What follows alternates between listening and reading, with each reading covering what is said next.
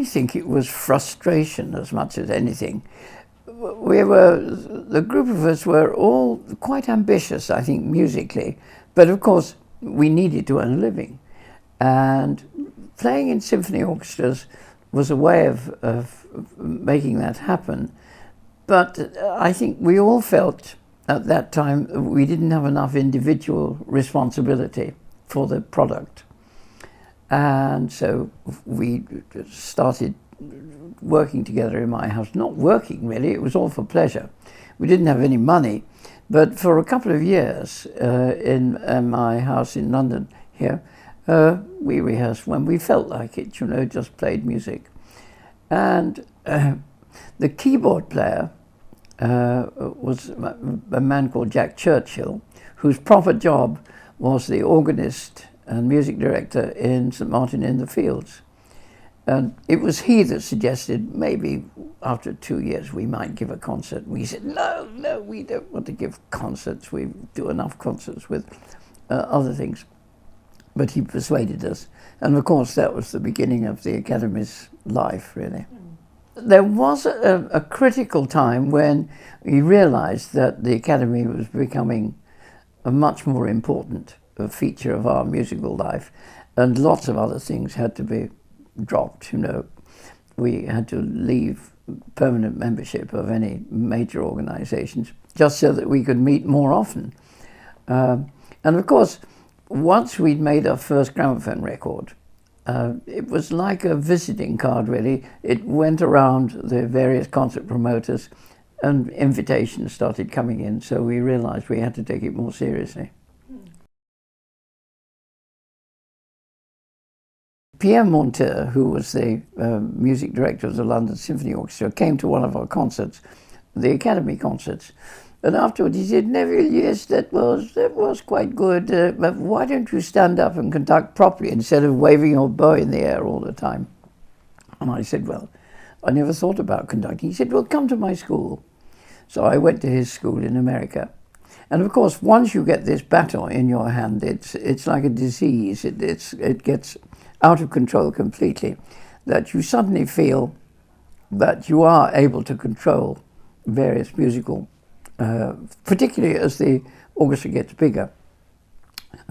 Geographically, you need to stay in touch with people, and you can't quite do that with the bow, unless you have endless rehearsal. And of course, the trouble was that as the Academy became more successful, then we could no longer have these timeless rehearsals that we used to go on for hours and hours and hours, and no one ever disputed the fact that our lives were drifting away.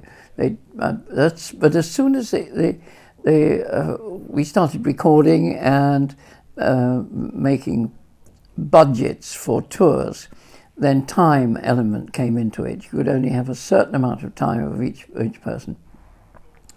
And so conducting then became a quick route to, at least the rehearsals were shorter.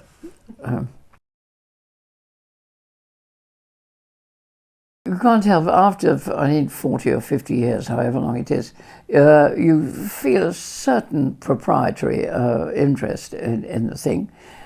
It's more a matter of anxiety about what happens to it when you're not there. And stylistically, so far as I can see, the Academy is still kept the same brand, virtually.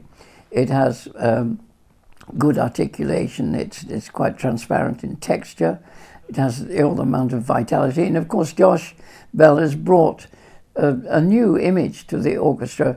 It's slightly more sophisticated than mine was, but I think musically it sounds as if it's working so well. And so from a distance you're interested, but you must not interfere because you can only have one music director. As soon as you have more than one voice, then confusion sets in. There are one or two recorded performances which are quite remarkable, but the thing that's given me most pleasure, it's brought together so many brilliant players with a common interest, with the success of the Academy as the most important thing in their musical lives. And it must be hundreds of people have come and gone from the Academy now. But I think the fact that it became such an important part of music in England and then internationally, that I think that's its greatest achievement. Well, I don't know. I chose my parents very carefully, of course. So they were quite long-lived. So I'm grateful to them for that. And I think I was listening to an old friend of mine this morning, David Attenborough. David was asked the same question on the radio this morning. And he said, well, as long as you can do it, it seems a pity not to just get on with it and do it.